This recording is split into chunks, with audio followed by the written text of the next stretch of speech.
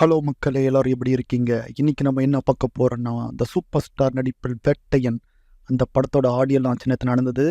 அந்த ஆடியோ லான்ச்ல என்னென்னலாம் நடந்துச்சு அப்படின்னு நான் சொல்லப் போறேன். தயவு செஞ்சு பொறுமையா கேளுங்க. ஆஸ் யூசுவல் ஆடியோ லான்ச் பக்காவா இருந்தது. தலைவர் என்ட்ரி வேற லெவல்ல இருந்தது. அஃப்கோர்ஸ் அனிருத் எல்லாம் பெர்ஃபார்ம் பண்ணாரு.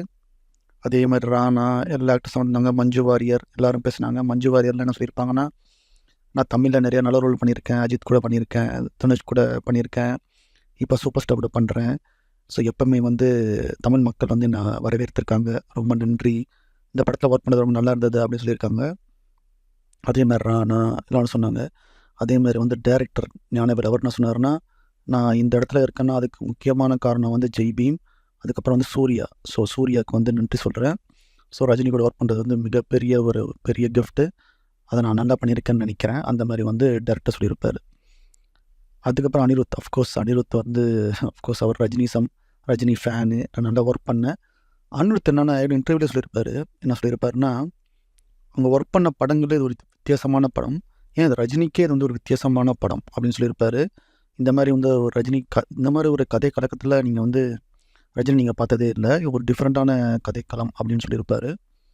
ஸோ கண்டிப்பாக ஒரு டிஃப்ரெண்ட்டான ஒரு எக்ஸ்பீரியன்ஸாக இருக்கும் ஃபேன்ஸுக்கும். ரஜினி ஃபேன்ஸுக்கே அது டிஃப்ரெண்ட்டாக இருக்கும். அதுவும் மியூசிக்கலாகவும் எனக்கு ஒரு டிஃப்ரெண்ட் எக்ஸ்பீரியன்ஸ் எடுத்துகிட்டு பாட்டு பர்ஃபார்மன்ஸும் பண்ணியிருப்பார். அது முக்கியமாக அந்த ஹண்டர் அந்த சாங்கை பர்ஃபார்ம் பண்ணியிருப்பார். அது வேறு லெவலில் ஆடியன்ஸ்லாம் என்ஜாய் பண்ணியிருப்பாங்க. அதே மாதிரி அடுத்து யாருன்னா நம்ம சூப்பர் ஸ்டார். அஃப்கோர்ஸ் ஃபைனலி தலைவர் பார்த்திங்கன்னா, அந்த மனுஷனோட வயசு பாருங்கள், 73 வயசாகுது. கிட்டத்தட்ட 50 மினிட்ஸுங்க ஸ்பீச். மற்றவங்களாம் 5 மினிட்ஸ் ஸ்பீச் கூட அவங்க ஹோல்ட் பண்ண முடியல. 50 மினிட்ஸ். ஸோ தலைவர் பார்த்திங்கன்னா 50 மினிட்ஸ் பேசியிருக்காரு. அப்படி என்ன பேசினாருன்னா, அஃப்கோர்ஸ் அவர் என்ன சொன்னார்னா, அந்த டேரக்டர் என்ன சொன்னார்னா, எனக்கு அனிருத் தான் வேணும், 100% அவர் தான் கரெக்டாக இருப்பார்னு சொன்னார். இப்படி ரஜினி சொன்னாரா, 100% இல்லை, எனக்கு 1000% அனிருத்தை தான் இம்பார்ட்டன்ட் நான் நினைக்கிறேன் அப்படின்னு சொல்லியிருப்பார். சொன்ன மாதிரி நீங்கள் பார்த்துட்டீங்க, மனசிலாயும் பாட்டும் சரியான ஹிட்டு. அதே மாதிரி இப்போ அந்த ஹண்டர் பாட்டும் ரொம்ப ஹிட்டு. அதே மாதிரி ரஜினி பேசும்போது டீசர் போட்டாங்க. ரஜினி பேசுறதுக்கு முன்னாடி அந்த டீசர் அதில் ஃபர்ஸ்ட் ஆஃப் ஆல் டீசர் பற்றி பேசுகிறதுக்கு முன்னாடி அந்த டீசரில் அனிருத்தோட பிஜிஎம் டாப் நாச்சுங்க, செம்மையாக இருந்தது.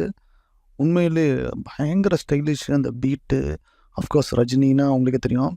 ஸோ வேறு லெவலில் இருந்ததுங்க படம். டீசரை பொறுத்த வரைக்கும் எதுவும் புதுசாக இருக்க மாதிரி எனக்கு தெரியல.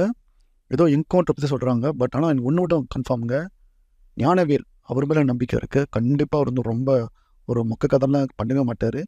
பட் என்கவுண்டர்னு எனக்கு நிறையா பார்த்துருக்கேன். அது எனக்கு ஒன்றும் புதுசாக ஒரு இது மாதிரி தெரியல.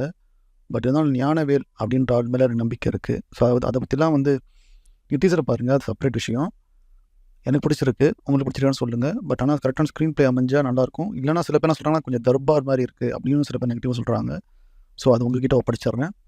அதே மாதிரி பார்த்தீங்கன்னா என்ன சொல்லியிருப்பாருன்னா, அமிதாப் பற்றி சொல்லியிருப்பாரு. அமிதாப் மனோஜ் ஒர்க் பண்ணுறேன். உங்களுக்கு தெரியும் அமிதாப் ரஜினிலாம். ஆக்சுவலாக அமிதாப் படத்து நிறையா படத்தை அறிமுகப்பிலே தான் ரஜினி நடிச்சிருப்பார் அந்த காலத்துலலாம். இங்கே பாஷா அதெல்லாம் பார்த்தீங்கன்னா அமிதாப் படம் தான், ஓகேங்களா?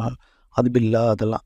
அதே மாதிரி அமிதாப் எவ்வளோ கடனில் இருந்தார், அதுக்கப்புறம் எப்படி நடிச்சு அதெல்லாம் அடித்தார். ஸோ அந்தமாதிரி அமிதாப் பற்றி தான் பேசியிருப்பார்.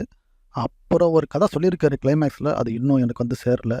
இந்த காக்காக்களுக்கு மாதிரி ஒரு கதை சொல்லியிருக்காரு. ஸோ அது என்ன கதைன்னு ஒன்றும் ஃபுல்லாக தெரியல. வரும்போது நான் வரும் நாட்களில் ஷேர் பண்ணுவேன். ஓகே கைஸ், சேனல் சப்ஸ்கிரைப் பண்ணுங்கள். பாய்.